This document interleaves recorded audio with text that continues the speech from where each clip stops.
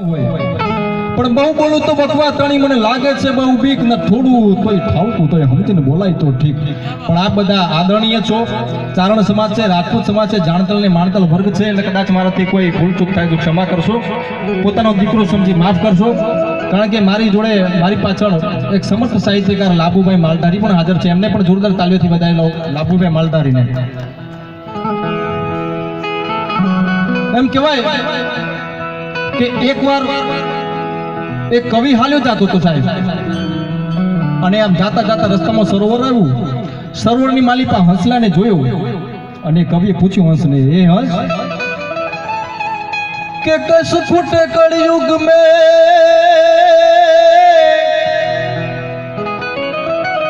કોણ પછી તારા હલકા થશે હવા,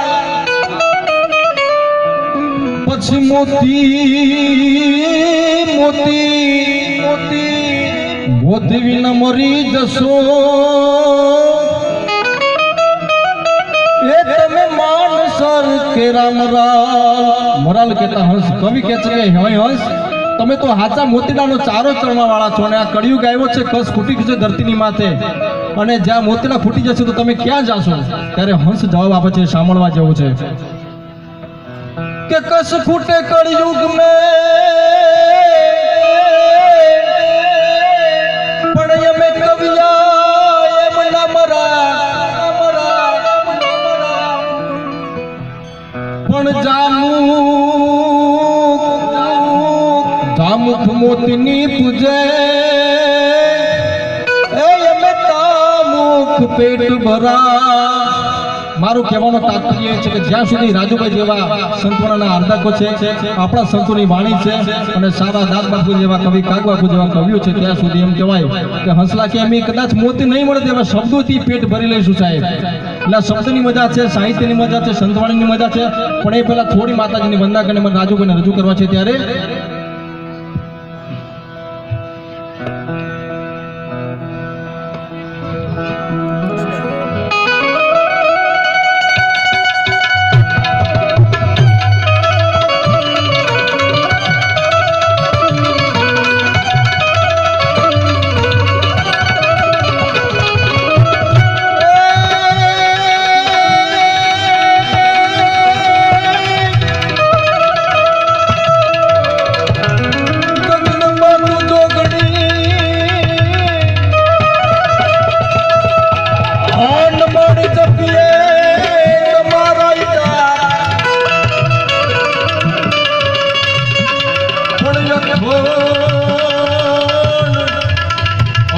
તારા દીવા બળે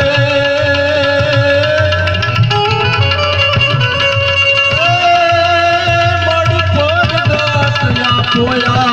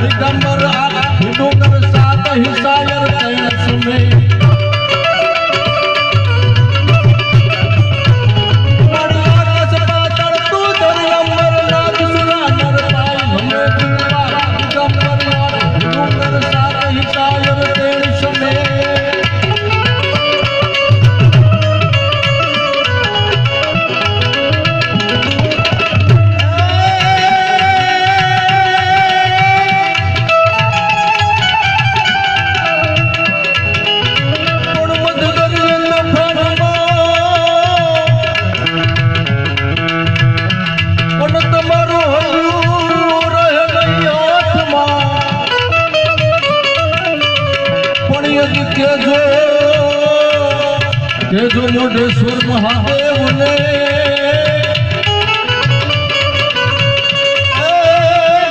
એક વાર યાદ કરે.